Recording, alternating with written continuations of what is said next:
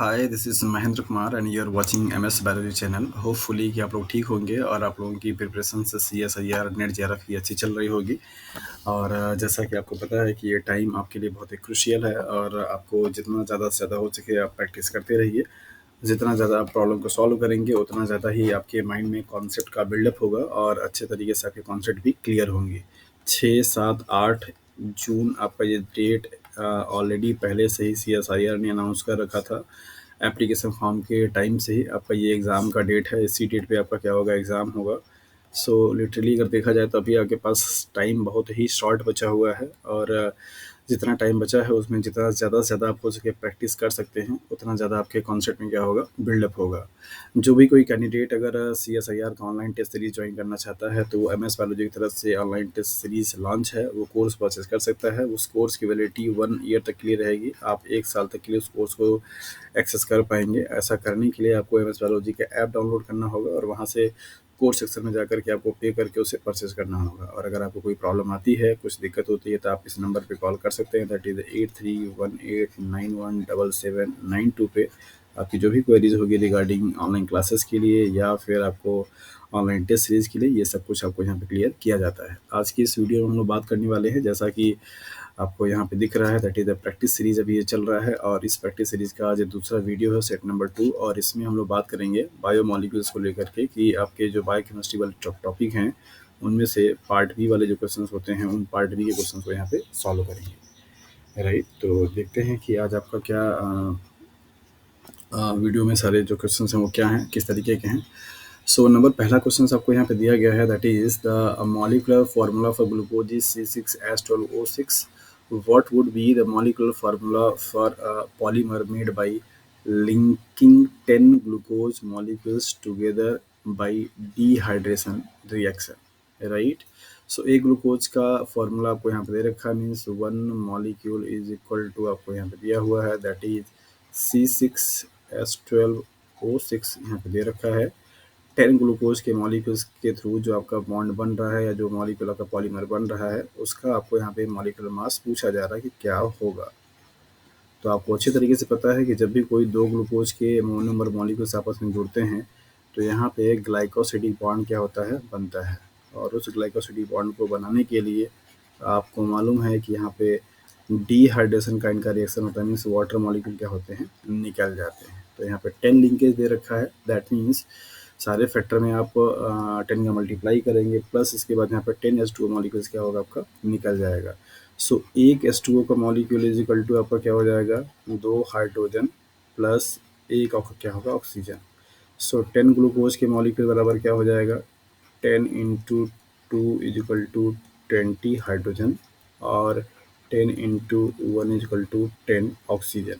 ये मॉलिक्यूलर क्या होगा, रिडक्शन होगा जब अगर आप इसको मल्टीप्लाई 10 से करेंगे तो। आप यहाँ पे देखिए C6H12O6 आपका एक कंपाउंड है, तो अगर आप इसमें 10 का मल्टीप्लाई कर देंगे तो क्या आ जाएगा, C16 आ जाए 60 आ जाएगा और H जो होगा वो कितना आ जाएगा, 120 आ जाएगा और ऑक्सीजन कितना होगा, दैट इज 60 आ जाएगा। तो कार्बन पे तो कोई इफेक्ट नहीं पड़ेगा, कार्बन आपका सेम रहेगा, वैसे ही रहने दीजिए। बाकी आपके हाइड्रोजन में क्या करना है, 20 माइनस कर देना है। तो ये 120 की जगह पर 20 अगर माइनस करेंगे तो क्या हो जाएगा,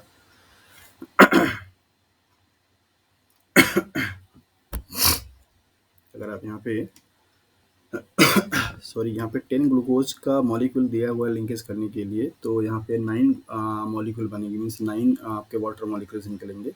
तो यहाँ पे 9 से मल्टीप्लाई हो जाएगा तो ये कितना हो जाएगा, दैट इज़ 18 और ये कितना हो जाएगा, दैट इज़ 9। तो अगर आप यहाँ पे 18 माइनस करेंगे इसमें से तो कितना हो जाएगा, दैट इज़ H आपका 102 हो जाएगा और अगर आप यहाँ पे 9 माइनस करेंगे तो कितना हो जाएगा, दैट इज़ 51 हो जाएगा। तो फार्मूला आपके पास क्या बन जाएगा, C60H102 एंड ऑक्सीजन का क्या होगा, 51। ओके, तो कॉन्सेप्ट यहाँ पे क्या था, जैसा कि आपको पता है कि 2 ग्लूकोज के मॉलिक्यूल्स के बीच में एक आपका ग्लाइकोलिटिक बॉन्ड बनेगा। तो 10 ग्लूकोज का मॉलिक्यूल दे रखा है तो टोटल आपके बॉन्ड जो बनेंगे कितने बनेंगे, 9 बनेंगे। आप यहाँ पे इसको देख सकते हैं, 1 2 3 4 5 6 7, फिर उसके बाद 8, फिर उसके बाद 9, फिर उसके बाद 10। तो बॉन्ड कितना बना, 1 बना, 2 बना, 3 बना, 4 बना, 5, 6, 7, 8 एंड 9। तो 9 वाटर मॉलिक्यूल निकल जाएंगे। 9 वाटर मॉलिक्यूल का अगर आप देखेंगे तो यहाँ पे क्या हो जाएगा, दैट इज एक वाटर मॉलिक्यूल में 2 हाइड्रोजन, एक ऑक्सीजन होता है। ऑक्सीजन होता है तो यहाँ पे 9 कितना हो जाएंगे, 18 आपका क्या होगा, हाइड्रोजन हो जाएगा, और 9 कितना होगा, ऑक्सीजन हो जाएगा। तो जो भी मॉलिक्यूल से पहले उसमें 10 का मल्टीप्लाई कर लीजिए, फिर उसके बाद उसमें हाइड्रोजन और ऑक्सीजन की संख्या क्या करिए, माइनस कर दीजिए। तो ऑप्शन नंबर ये आपका क्या होगा, सही हो जाएगा। Means option number C60H012 NO51। तो इस तरीके के सवाल आपसे पूछे जाते हैं। मोस्ट ऑफ द टाइम पे बच्चे ये वाला ऑप्शन लगा करके चले जाएंगे, तो ये आपसे क्या होगा, गलत हो जाएगा। क्योंकि आपको पता है कि जब भी कोई भी ग्लूकोज के मॉलिक्यूल्स आपस में जुड़ते हैं, पॉली या डाइसैकेराइड का फॉर्मेशन करते हैं, तो वहाँ पे डिहाइड्रेशन रिएक्शंस होता है। और डिहाइड्रेशन का मतलब होता है लॉस ऑफ वाटर मॉलिक्यूल। तो एक आपका ग्लाइकोसिडिक बॉन्ड तब बनता है जब 2 ग्लूकोज के मॉलिक्यूल्स आपस में जुड़ते हैं। तो इस तरीके से 10 ग्लूकोज के मॉलिक्यूल जुड़ेंगे तो वहाँ पे 9 ग्लाइकोसिडिक बॉन्ड बनेगा, 9 वाटर मॉलिक्यूल क्या होंगे, रिलीज होंगे। दैट इज़ वाई जो आपका मॉलिक्यूलर रिडक्शन आएगा वो 9 molecular weight of that is water का क्या होगा, रिडक्शन हो जाएगा। तो इस हिसाब से ऑप्शन नंबर सी क्या होगा, सही हो जाएगा। नेक्स्ट सवाल यहाँ पे आपको दे रखा है, क्वेश्चन नंबर सेकंड है ये कि the enzyme amylase can break glycosidic linkage between the glucose monomer only if the monomers are the alpha form. तो आपको अच्छे तरीके से पता है कि ग्लूकोज के जो मायोटीज होते हैं वो बेसिकली आपके अल्फा और बीटा फॉर्म में पाए जाते हैं। आपने पढ़ा है ग्लूकोज के मॉलिक्यूल्स को लेकर के। तो इस तरीके से कन्फर्मेशन होती है। अगर आपका हाइड्रोक्सिल ग्रुप नीचे या ऊपर है तो उसके बेसिस पे अल्फा और बीटा कॉन्फ़िगरेशन आपको दिया जाता है। इनको आप एनोमर बोलते हैं। तो ये बता रहा है कि जो आपका एमाइलेज एंजाइम है वो सिर्फ और सिर्फ अगर ग्लूकोज का मॉलिक्यूल अल्फा कॉन्फ़िगरेशन में है तब तो क्या करेगा, वो काम करेगा। तो इनमें से which of the following could amylase break down, इनमें से जितने भी मॉलिक्यूल आपको दे रखे हैं उनमें से कौन सा ऐसा मॉलिक्यूल है जिसको कि ये माइलेज ब्रेक डाउन कर सकता है। तो आपको यहाँ पे एक कॉन्सेप्ट बता देते हैं कि जो भी पॉलीसेकेराइड्स बेसिकली 2 कैटेगरी में डिवाइड किए जाते हैं, स्ट्रक्चरल और फंक्शनल, राइट। या स्ट्रक्चरल या स्टोरेज। स्ट्रक्चरल का मतलब होता है, अगर यहाँ पे हम लोग देखें तो पॉलीसेकेराइड के मॉलिक्यूल्स को 2 पार्ट में डिवाइड कर सकते हैं। पॉलीसेकेराइड मॉलिक्यूल, एक आपका होगा that is the structural polysaccharide, और एक आपका होगा स्टोरेज। स्टोरेज का मतलब जैसे स्टार्च, ग्लाइकोजन। स्ट्रक्चरल का मतलब जैसे like a cellulose, chitin fungus में, या फिर आपका पेप्टाइडोग्लाइकॉन बैक्टीरिया में।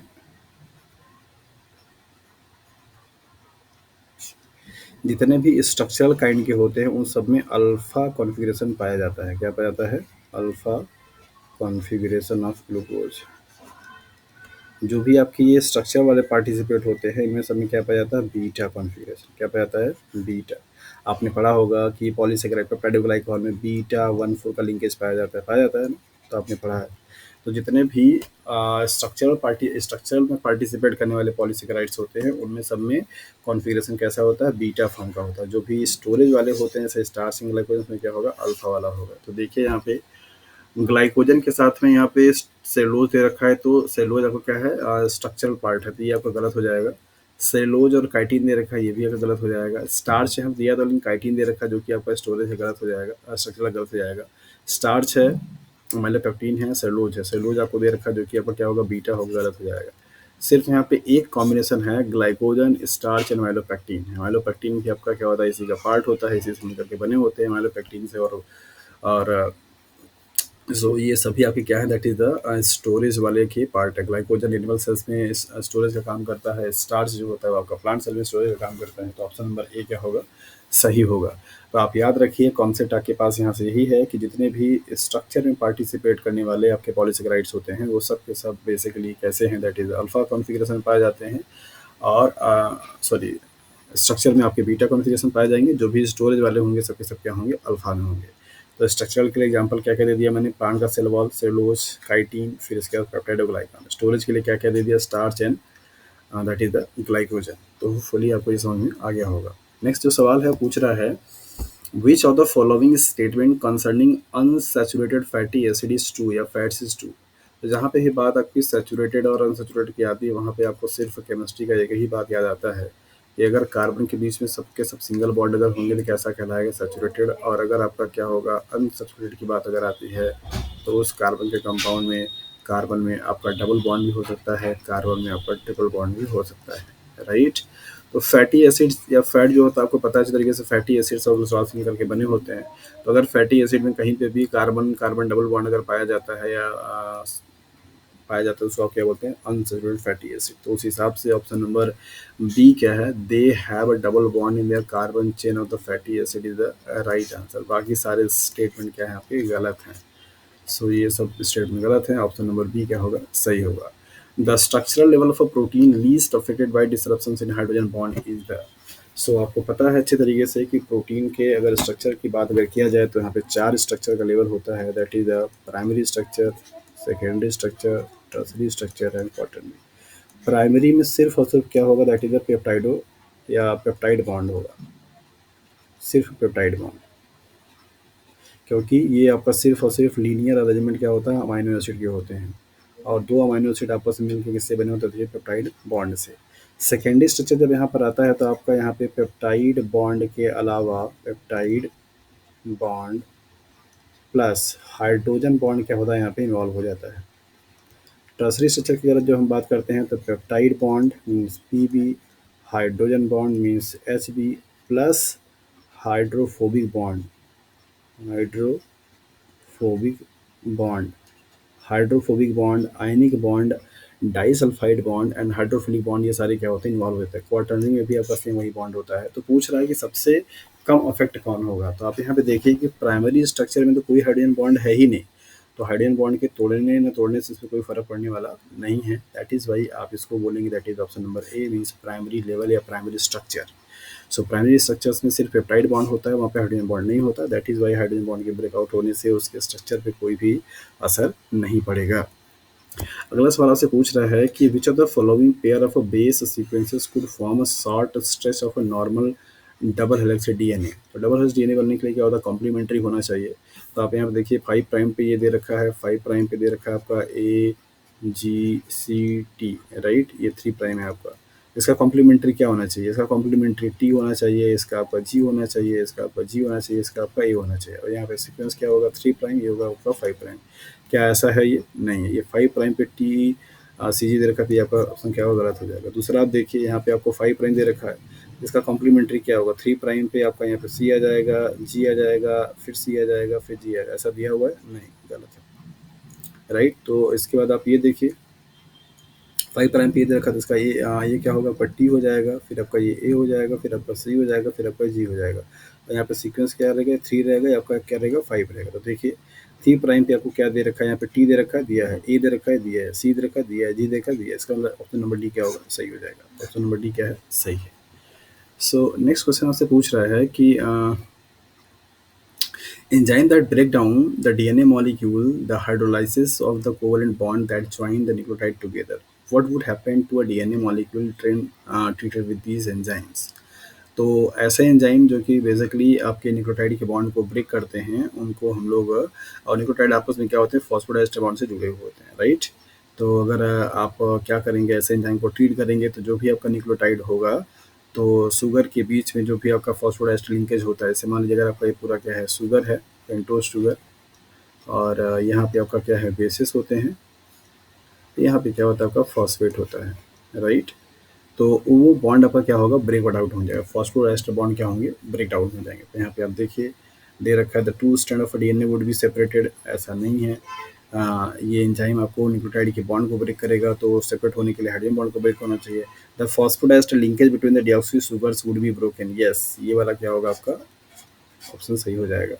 तो आपने देखा कि सारे बाकी ऑप्शंस क्या हैं आपके गलत हैं। सो गाइस आज के लिए इतना ही, आप ज़्यादा से ज़्यादा प्रैक्टिस करते रहिए, और हो सके तो आप इस वीडियो को, अगर आप इस वीडियो से तैयारी चल रही है और आपको बेनिफिट मिलता है, तो आप इसको शेयर करना ना भूलिए। शेयर करेंगे तो बाकी लोगों को भी पास जाएगा, जो लोग तैयारी कर रहे होंगे उनका भी क्या होगा, भला होगा। अल्टीमेटली मोटो यही रहता है कि जो बच्चे कोचिंग की फ़ी को अफोर्ड नहीं कर सकते हैं, उन बच्चों को भी अगर पढ़ाई करने का इच्छा है, वो पढ़ रहे हैं, तो उनकी तैयारी अच्छी चलती रहे।